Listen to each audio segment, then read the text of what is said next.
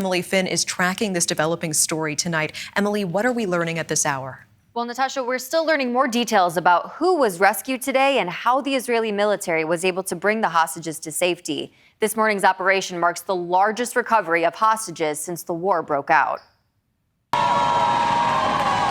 4 hostages captured by Hamas are now reunited with their families tonight, following a military operation Israeli officials are praising as a success. We Tel Aviv Jaffa lifeguards are happy and excited to announce that 4 hostages were released alive and safe from Hamas captivity in Gaza.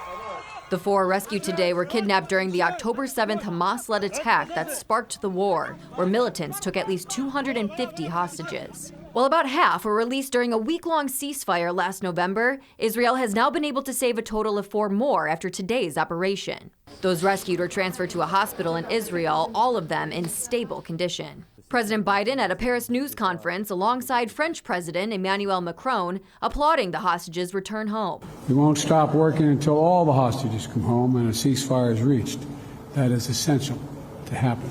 The rescue operations took place in the central Gazan town Nuseirat. Israeli special forces raided buildings in 2 locations where hostages were locked in rooms under watch from armed guards. The operation took weeks of planning, with the final green light happening just minutes before the military began the Saturday morning rescue, attempting to catch Hamas militants off guard in the daylight. Israeli Prime Minister Benjamin Netanyahu met with the rescued hostages today at the hospital, commending the courage of his military soldiers.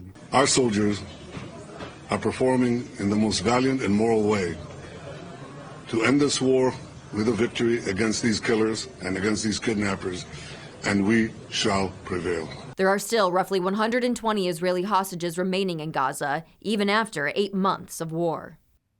Secretary of State Antony Blinken plans to travel to the Middle East next week with the goal of convincing leaders from both Israel and Hamas to accept President Biden's ceasefire proposal. Following today's operation to rescue the hostages, Gaza's Ministry of Health says at least 210 people were killed and more than 400 were injured. Residents in the area reported intense bombing throughout the morning operation, with hospital officials saying those injured are overwhelming emergency wards. Natasha. Okay, we appreciate you bringing both sides to us. News Nation's Emily Finn following that breaking news tonight. Thank you.